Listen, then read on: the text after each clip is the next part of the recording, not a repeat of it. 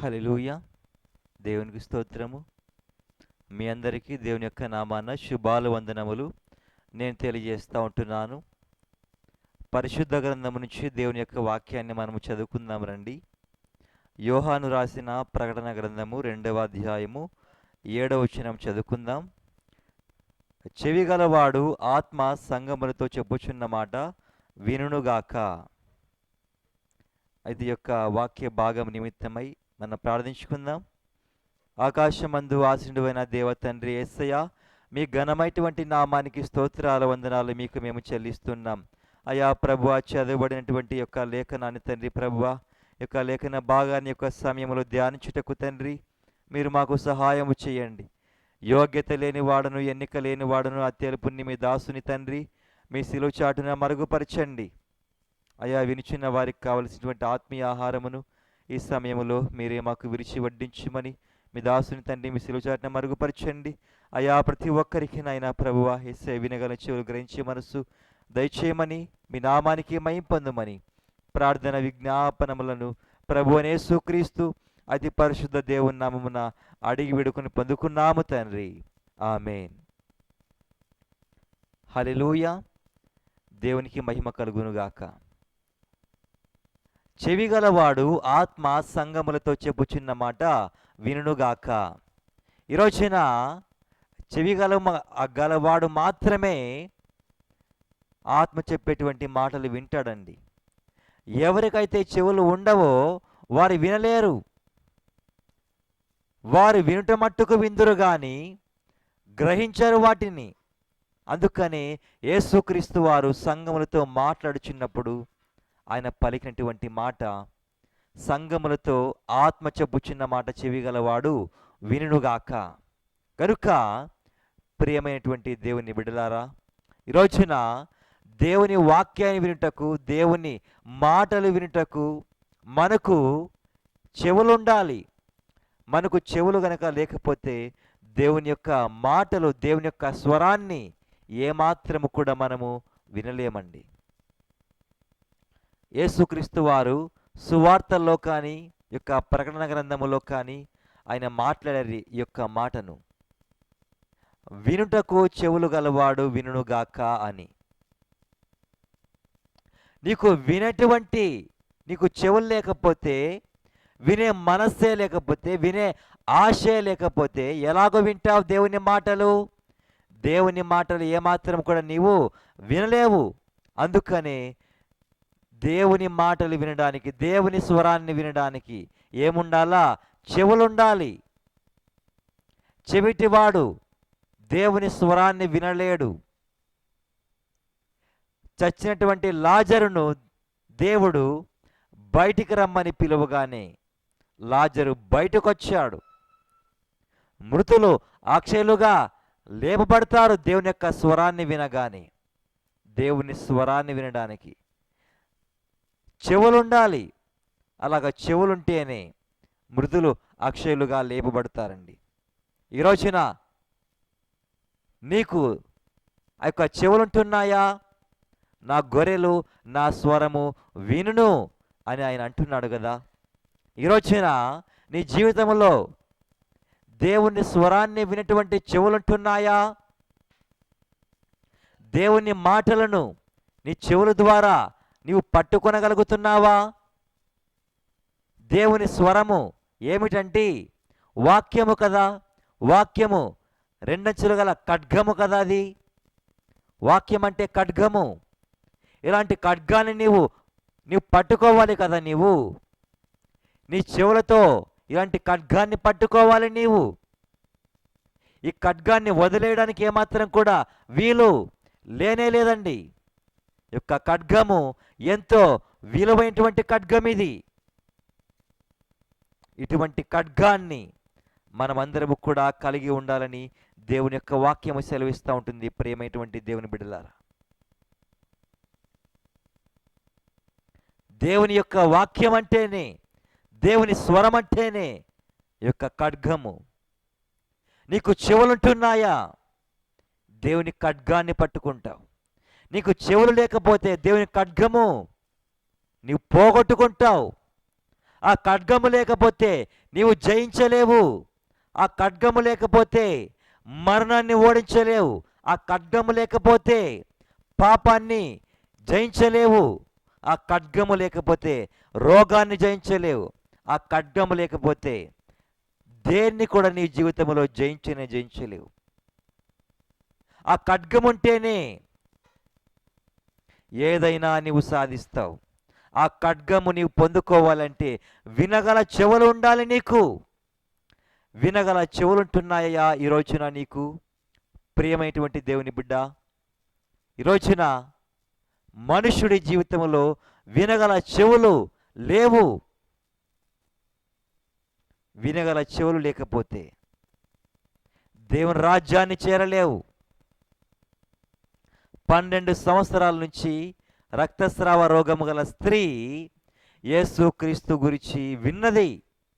ఆమెకు వినగల చెవులున్నాయి. విని స్వస్థత పొందుకున్నది, సమాధానము తెచ్చుకున్నది.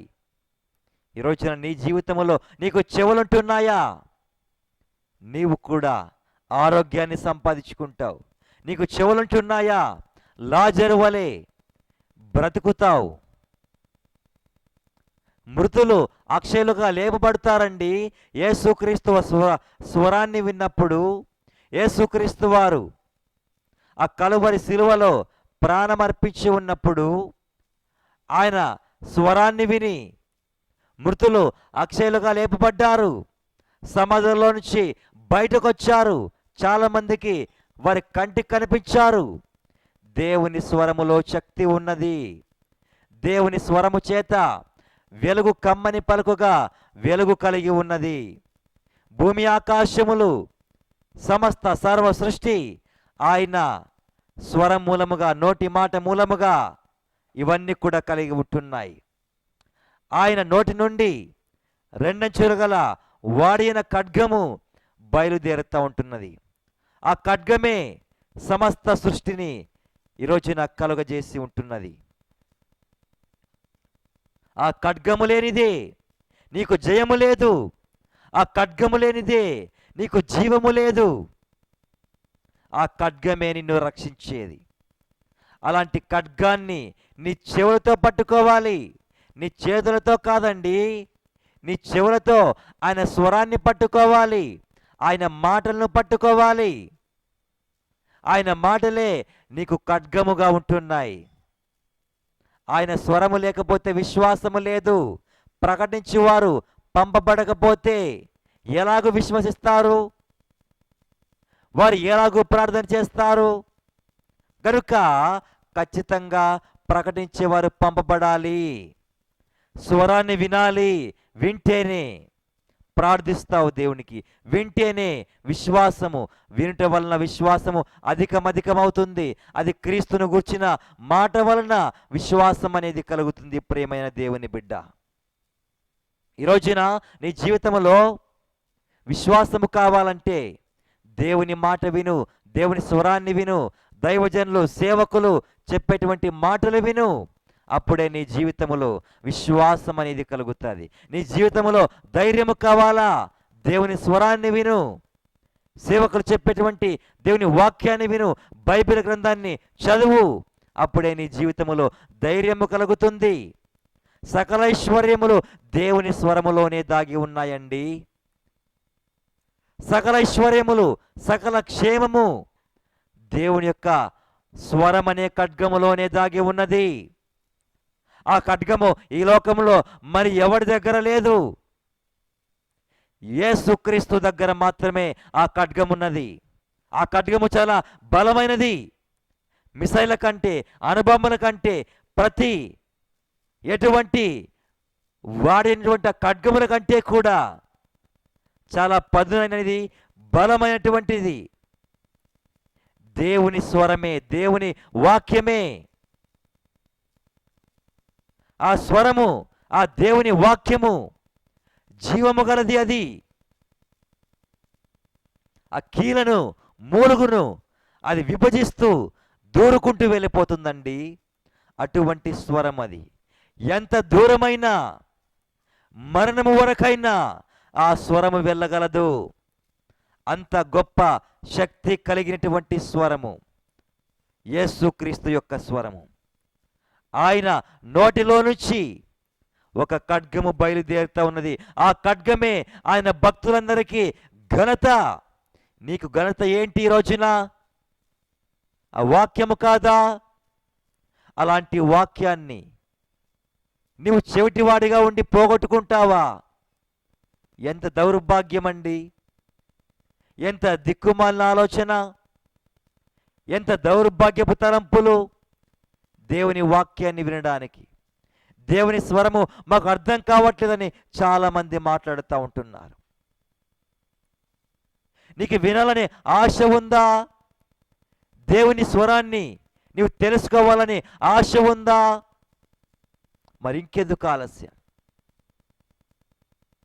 నీ జీవితములో వినగల చెవులు ఉంటే చాలు, సమస్తము నీకు తెలియపరచబడతాయి. ఆయనకు అసాధ్యమనేది ఏమైనా ఉందా? ఆయనకు సమస్తము సాధ్యమే. నీ జీవితములో నీవు స్వరాన్ని వినాలి. దేవుడికి చాలా ఆయన ఇష్టకము కలిగి ఉంటున్నాడు, ఆయన కోరిక కలిగి ఉంటున్నాడు. మనుషులందరూ కూడా రక్షణ పొందాలి అని, దేవుని గురించిన అనుభవ జ్ఞానము గలవారై ఉండాలని ఆయన ఇచ్చయిస్తున్నటువంటి దేవుడు. నీ జీవితంలో నీవు కూడా దేవుని స్వరాన్ని పొందుకోవాలి, దేవుని మాటలు నీవు పొందుకోవాలి. మోషే గారిని దేవుడు పిలిచాడు. మోషే మోషే అన్నప్పుడు అతడు చిత్తము ప్రభువా అన్నాడు. మోషే గారు దేవుని స్వరాన్ని విన్నారండి. అయితే పేతురు గారు రాసినటువంటి మొదటి పత్రిక 4వ అధ్యాయం 1వ వచనములో, క్రీస్తు శరీరమందు శ్రమపడెను గనుక మీరును అట్టి మనస్సును ఆయుధముగా ధరించుకొనుడి. క్రీస్తు శరీరమందు శ్రమపడ్డాడు గనుక అట్టి మనస్సును మీరు కూడా ఆయుధముగా ధరించుకోవాలి. మోషే గారిని దేవుడు పిలిచాడు. దేవుని స్వరాన్ని మోషే గారు విన్నారు. విన్నప్పుడు ఐగుప్తు ధనము కంటే, సుఖభోగముల కంటే దేవుని ప్రజలతో కలిసి శ్రమ అనుభవించడం మేలని ఎంచుకున్నటువంటి వ్యక్తి అండి మోషే గారు. మోషే గారు ఆయుధాన్ని ధరించారు. ఎటువంటి ఆయుధం అది?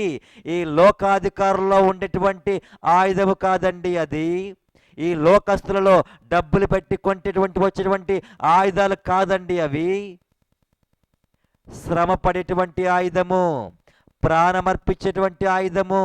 శద్రకు మేషకు అబేద్నెగోలు దేవుని స్వరాన్ని విన్నారు. వారు దేవుని యొక్క మాటలు, ఆత్మ చెప్పుచున్న మాటలు వినగల చెవులు కలిగినటువంటి వారు. అందుకనే శరీరమందు శ్రమపడ్డారు, మరణమునకు సిద్ధపడ్డారు. అగ్నిగుండములోకి పడవేస్తామన్నా సరే పడవేసుకుని రాజుకే సవాలు విసిరినటువంటి గొప్ప వీరులు వారు. దేవుడు వారిని రక్షించాడు. దేవుని స్వరము చాలా విలువైనది. దేవుని స్వరము, దేవుని వాక్యము, దేవుని వాక్యమనే ఖడ్గము చాలా విలువైనటువంటి ఖడ్గము. అలాంటి ఖడ్గాన్ని, అలాంటి మనస్సును ధరించుకో అని దేవాది దేవుడు నీకు ఇస్తున్నాడు బిడ్డ. ఆ ఖడ్గాన్ని ఎవరు ధరించారు? దేవాది దేవుడే ధరించారు ఆ ఖడ్గాన్ని. దేవుడు ధరించినటువంటి ఖడ్గాన్ని, రక్షకుడు యేసుక్రీస్తు వారు ధరించినటువంటి ఖడ్గాన్ని ఈ లోకములో భూమి మీద ఎవడు కూడా ధరించలేనటువంటి ఖడ్గాన్ని నీకిచ్చాడు ఆయన. ఆయన భక్తులందరికీ ఘనత ఇదే. శద్రకు మేషకు అబేద్నెగోలకు ఘనత ఇదే. ఆయన స్వరమే ఘనత వారికి, ఆయన వాక్యమే ఘనత వారికి, ఆయనే ఘనత ఆయన వారికి. జీవ్య కిరీటము ఆయనే. ఈ రోజున నీ జీవితములో వినగల చెవులు ఉంటున్నాయా? క్రీస్తు శరీరమందు శ్రమపడ్డాడు. అలాంటి మనసు నీకు ఉండాలి కదా. వినటానికి మనము వేగిరపడాలి. కోపించుటకు నిదానించాలండి మనము. మాట్లాడడానికి మనము నిదానించాలి. మనము నరుని కోపము దేవుని నీతిని నెరవేర్చదు. ఏ మాత్రము కూడా నెరవేర్చదని దేవుని వాక్యము సెలవిస్తూ ఉంటుంది. కనుక దేవుని యొక్క వాక్యము సెలవిస్తూ ఉంది కదా, శరీరమందు క్రీస్తు శ్రమపడ్డాడు, నీవు కూడా శ్రమపడాలి. అలాంటి మనస్సును ఆయుధముగా ధరించుకోవాలి. ఎవడండి ఆయుధముగా ధరించేది ఇలాంటి మనస్సును? పారిపోతాడు ఇలాంటి మాటలు చెప్తే గనుక. మేము భరించలేమయ్యా, ఈ ఖడ్గాన్ని మేము మొయ్యలేం, ఈ ఖడ్గాన్ని మేము పట్టుకోలేం అని పారిపోతారు. ఇలాంటి మాటలు మేము మొయ్యలేమండి, ఇలాంటి పరిశుద్ధ గ్రంథాన్ని మేము మొయ్యలేము, మా చేత కాదు అని పిరికితనముతో పారిపోయేవారు ఉంటున్నారు. కానీ జయించేవాడే జీవకిరీటం, జయించేవాడికే మరుగైన మన్నా, జయించేవాడికే జీవవృక్ష ఫలాలు, జయించేవాడికే పరలోక రాజ్యం. జయించాలండి జీవితంలో, జయించకపోతే జీవితం ఎందుకు? కనుక నీ జీవితంలో జై జీవితం ఉండాలి, జై జీవితం ఉండాలి. నీవు రోజున జయిస్తావా? జయించినటువంటి వ్యక్తిగా నీవు ఉండాలని దేవుడు ఆశపడుతుంటున్నాడు. వినగల చెవులు ఉండాలి నీ జీవితంలో. ఆయన స్వరాన్ని మొయ్యాలి, ఆ సువార్తను మొయ్యాలి. అయ్యో, సువార్తను ప్రకటించకపోతే నాకు శ్రమ. సువార్తను మొయ్యాలండి, ఆయన స్వరాన్ని మొయ్యాలి, ఆ ఖడ్గాన్ని పట్టుకోవాలి. నాగటి మీద చేయి పెట్టి వెనుక తట్టు చూచి వాడేవాడును దేవుని రాజ్యమునకు పాత్రుడు కాడని సంగతి మనం ఎరుగుదుము. గనుక ఆ ఖడ్గాన్ని మనం పట్టుకోవాలి. మనం పోరాడేది శరీరాలతో కాదండి, ఆత్మ సంబంధమైన పోరాటాలు చేస్తూ ఉంటున్నాము. గనుక మనము ధరించాల్సినటువంటి ఆయుధము ఏంటి? క్రీస్తుకు కలిగినటువంటి మనస్సు కలిగి ఉండాలి. యేసుక్రీస్తు వారి శరీరం మందు శ్రమ పడ్డారు గనుక మనము కూడా అలాంటి మనస్సును ఆయుధముగా ధరించాలి. మోషే గారికి అలాంటి మనస్సున్నది, అలాంటి ఆయుధాన్ని ధరించారండి. శద్రకు మేషక అబేద్నెగోలు అలాంటి మనస్సును ఆయుధముగా ధరించారు. పౌలు గారు అలాంటి మనస్సును ఆయుధముగా ధరించారు. స్టెఫను గారు హతసాక్షిగా మారారు. ఆ వ్యక్తి క్రీస్తు కలిగినటువంటి మనస్సును కలిగి అలాంటి మనస్సును ఆయుధముగా ధరించారు. హేబేలు మొదలుకొని భక్తు పరుల అందరూ, ఏ ప్రవక్త అయినా, ఏ అపోస్తలులైనా, ఏ దైవజనుడైనా సరే ఇలాంటి మనస్సును వారు కలిగి ఉంటున్నారు. హతసాక్షులుగా మారుతూ ఉంటున్నారు. మారారు, వారు మరణించారు, శ్రమపడ్డారు, బాధించబడ్డారు, రంపాలతో కోయబడ్డారు, రాళ్ళతో కట్టబడ్డారు. ఎన్నో ఎన్నో ఎన్నో ఎన్నో శ్రమలు పడ్డారండి వారందరూ కూడా. శరీరమందు శ్రమలు పడ్డారు వారందరూ కూడా. అదే ఆయుధము, అదే ఆయుధమండి. వినుటకు చెవులు గలవాడు వినుగాక, ఆత్మ సంగములతో చెప్పుచున్న మాటలు వినుగాక. పరిశుద్ధాత్మ దేవుడు దైవజనులో ఉండి మాట్లాడుతాడండి, బోధిస్తాడు. గనుక వినుటకు చెవులు గలవాడు వినుగాక. గనుక ఈరోజున నీకు వినగల చెవులుంటున్నాయా? పరిశుద్ధాత్మ దేవుడు బోధిస్తుంటున్నాడు, ఆయన మాట్లాడుతుంటున్నాడు. ఆయన సర్వసత్యములోనికి ఆయన తీసుకొస్తున్నటువంటి దేవుడు ఆయన. ఆ సర్వసత్యములోనికి నీవు రాగలవా? ఆ స్వరాన్ని, వాక్యాన్ని, ఆ ఖడ్గాన్ని చేత పట్టుకోగలవా? నీ చెవులతో ఆయన స్వరాన్ని గట్టిగా పట్టుకుంటావా? ఆ మాటల్ని నీ చెవులతో గట్టిగా పట్టుకుంటావా? నీవు నీ చెవులు జాగ్రత్తగా ఉండాలి. బూతు మాటలు కాదండి మన చెవులు వేగిరపడాల్సింది. ముసలమ్మ ముచ్చట్లు కాదండి మన చెవులు వేగిరపడాల్సింది. దేవుని కోసం వేగిరపడాలి. దేవుని మాటలు వినాలి అని వేగిరపడాలి మన చెవులు. మన చెవులు ఎందుకున్నాయి? దేవుని స్వరాన్ని వినాలి. మనము దేవుని స్వరాన్ని వినాలి. వింటేనే జీవిస్తావు. నీవు మృతుడివి కదా, మృతుడు అయినటువంటి నీవు జీవించాలి అంటే గనుక, అక్షయులుగా నీవు లేపబడ్డాలి అంటే గనుక ఆయన స్వరాన్ని వినాలి.